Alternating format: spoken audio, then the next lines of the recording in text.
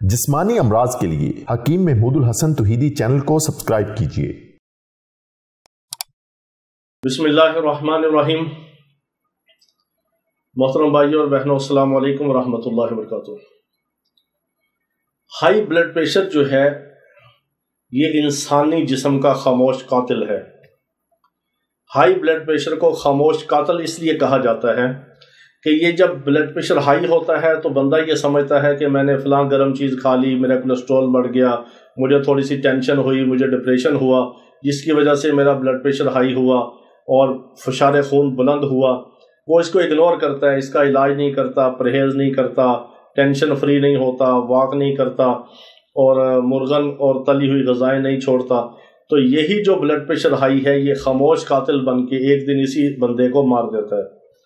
تو high blood pressure اگر ہو یا ہائی بلڈ پریشر کی علامات آپ کو محسوس ہوں یا بلڈ پریشر ہائی ہونا شروع ہو جائے یا آپ کو بلڈ پریشر ہائی ہونے کا خطرہ ہو، آپ ان چاروں صورتوں میں اس ٹوٹکے اور نسخے کو استعمال کریں گے تو آپ کا بلڈ پریشر اگر ہائی ہوگا تو نارمل رہے گا، اگر ہائی نہیں ہوتا تو ہائی بالکل نہیں ہوگا، آپ اس سے محفوظ رہیں گے۔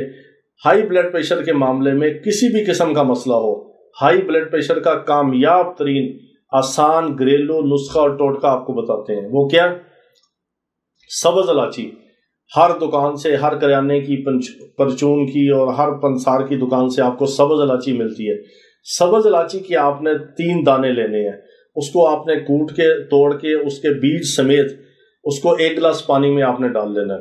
اس کے ساتھ آپ نے کیا کرنا ہے، 1 چائے والا چمچ، 1 ٹی سپون آپ نے سونف، جس کو بادیان بھی کہتے ہیں، وہ سونف آپ نے اس میں ڈال دینی ہے۔ 3 سبز الائچی بیج سمیت کوٹ کے اور 1 چائے والا چمچ سونف کا، اس کو آپ نے پانی 1 گلاس 1.5 گلاس پانی میں اس کو پکانا ہے۔ اس کے پانی کو آپ نے، یہ 1 دن کی خوراک ہے، دن میں 2 بار کر کے 1 کپ بھی آپ لے سکتے ہیں، 1 کپ صبح لے لیں، 1 کپ شام کو لے لیں، جب مرضی لے لیں۔ آپ نے خالی پیٹ اس کو لینا ہے۔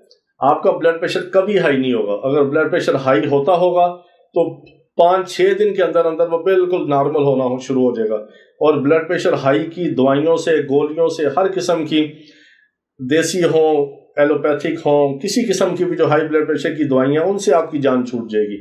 بہت مجرب، خوراک کی خوراک، غذا کی غذا اور ٹوٹکے کا ٹوٹکا اور نسخے کا نسخہ اور دوا کی دوا۔ اللہ تعالیٰ تمام بیماروں کو شفاء کاملہ عاجلہ مستمرہ عطا فرمائے۔ وآخر دعوانا الحمدللہ رب العالمین۔